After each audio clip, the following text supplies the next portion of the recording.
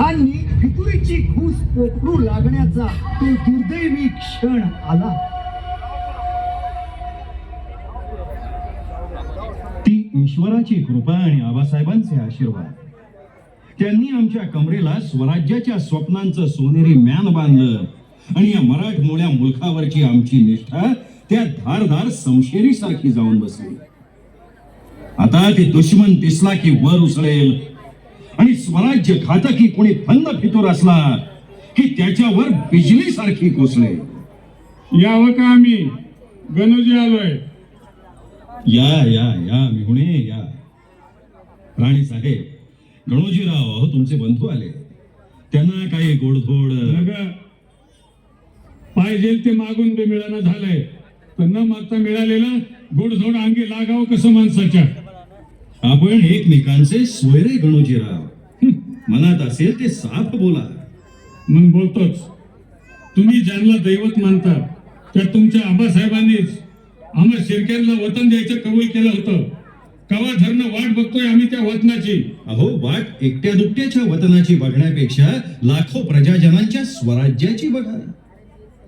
विचार करा मिहुणे, आपलं नातं एकमेकांशी असलं तरी नाळ या मराठमोळ्या मातीशी बांधलेली आहे. या भूमीवर पारतंत्र्याचे ढग झाकळून आलेत आणि तुम्हाला मात्र वतनाच्या एका कागदाच्या तुकड्याची काळजी. बस, ते ज्याचं जळतंय त्यालाच कळतंय. मला फक्त एकच समजतंय, आता सारखं सारखं तोंड यंगडून हात पसरणं जमणार नाही.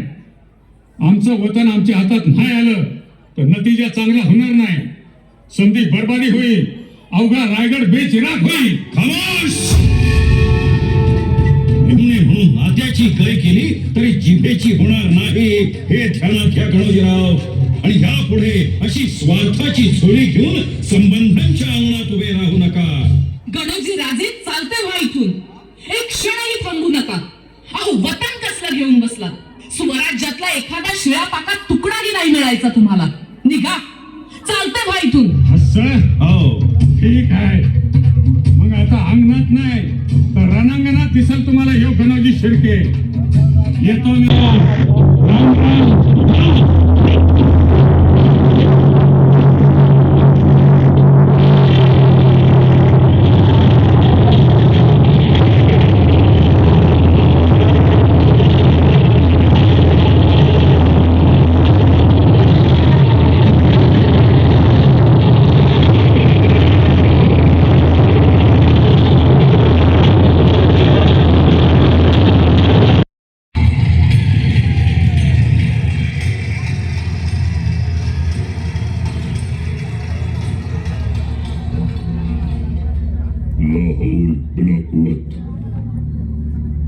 एक आदमी हमारी इतनी फौज को चकमा दे, 10 साल तक एक भी किला हमारे हवाले न करे. जैसा बाप वैसा बेटा. उस वक्त आगरे के दरबार में ही हमारे शिकंजे में आया था वो सिवा. उसी वक्त वही मसल देते मगर चकमा देके छूट गया. बहुत बड़ी गलती हुई और उसकी बहुत बड़ी कीमत चुकानी पड़ी हमें. अब वही गलती दोबारा नहीं कभी मुआफ नहीं करेंगे हम उस काफिर को. उसे हमारे सामने लाया जाए.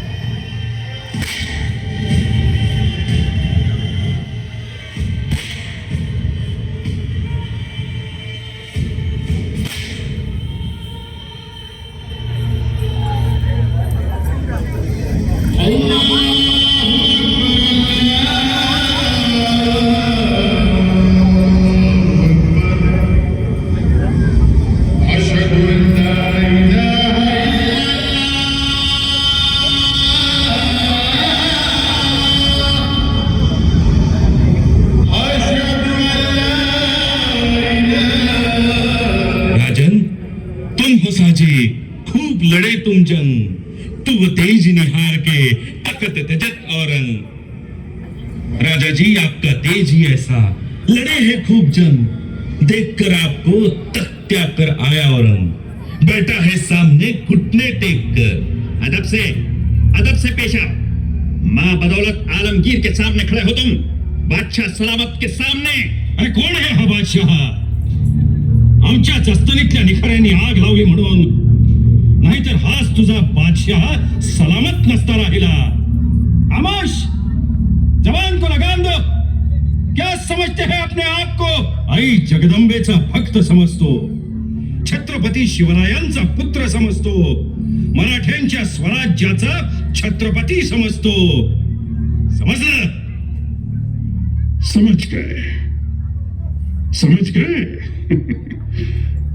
लेकिन एक चीज समझना चाहते हैं।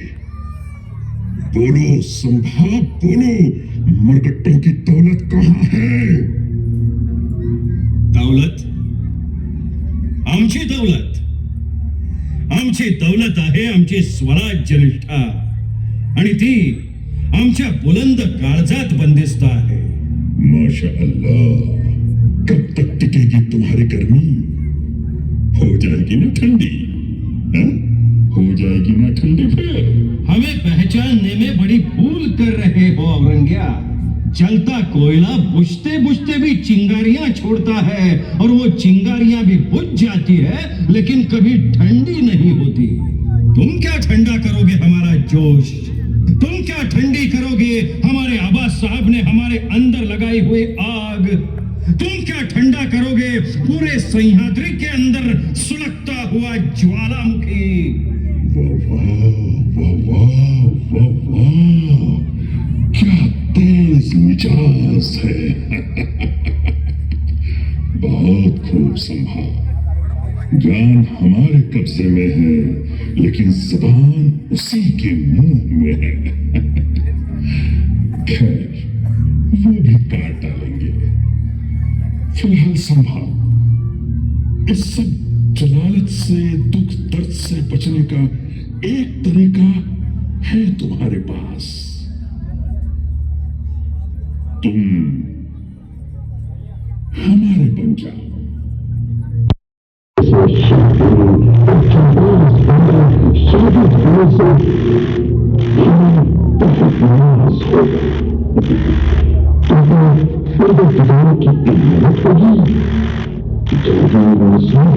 संभा, तुम्हें जागीर नसीब होगी। अरे असल्या 50 जहागिऱ्या लखलखत्या समशेरीच्या धारेवरून आणि चमचमत्या भाल्यांच्या मनवभेदी टोकांवरून ओवाळून टाकतो आम्ही मराठे। प्रश्न राहिला परवरदिगारच्या कृपेचा, पण त्यासाठी धर्म बदलायची काय गरज आहे? तोच परवरदिगार, तोच खुदा, तोच अल्लाह आमच्यावर शंभू महादेव म्हणून कृपा करतो, खंडोबा, ज्योतिबा, भैरोबा म्हणून पावतो। मग त्यासाठी तुझ्यासारख्या सगळ्यांना दग्याला मारणाऱ्याची वकिली आम्ही कशासाठी घ्यावी? बेवकूफ है तुम। इसका नतीजा मालूम है, मौत मौत मौत। अरे जा, मरणाचं भय कुणाला दाखवतोयस? अस्सल मराठमोळ्या मर्दाच्या म्यानाला तलवारीचं आणि या छत्रपती शिवाजीच्या छाव्याच्या मनाला मरणाचं भय कधीच वाटलं नाही। मौत का डर नहीं लगता तुम्हें? नहीं लगता मौत का डर? एका हातात शमशेर आणि दुसऱ्या हातात भगवा घेतला तेव्हाच भय कायमचा हद्दपार झालंय आमचं। तुझी काय पत्रा औरंग्या? ऐसा ऐसा तो देखते हैं, चमड़ी उधड़ने के बाद यही जबान कैसे चलती है।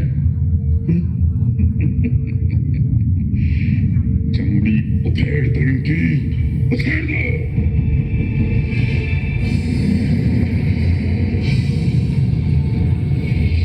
जायते म्रियते वाक् कदाचित्